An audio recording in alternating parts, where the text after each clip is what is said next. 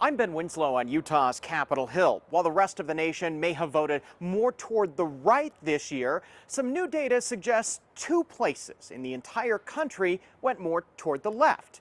One of them is Utah. As the last of the ballots are counted, there are some interesting things emerging. While Utah is a reliably Republican state, there are signs it may have resisted riding the red wave that the rest of the nation did.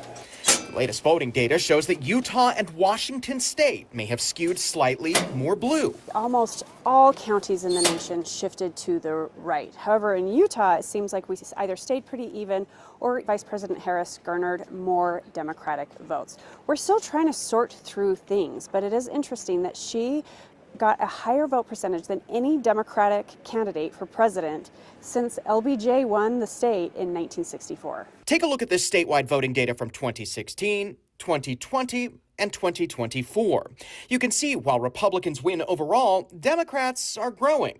Salt Lake County has definitely trended more to the left in recent election cycles. Harris won Salt Lake, Summit, and Grand counties this year. Being a Democrat in Utah doesn't necessarily mean the same thing as being a Democrat in like New York or California.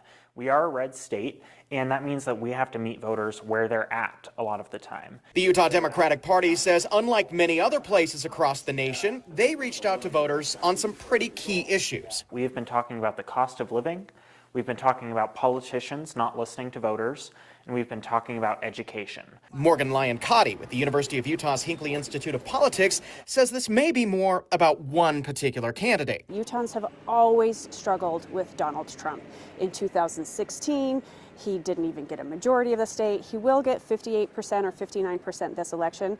But historically speaking, that is still far lower than you'd expect a Republican candidate to get in our state. Voters we talked to are still surprised. I think it's because Salt Lake's kind of a growing city. A lot more people from out of town are coming in and living here, and they're more left-leaning. Utah's been very consistent for like the past few elections, and so knowing that like they went more left is like very shocking. You always have to take time before you read too much into anything. After the election, especially the week after the election, for the losing party, it's the coulda, woulda, shouldas. For the winning party, it's about how their genius is.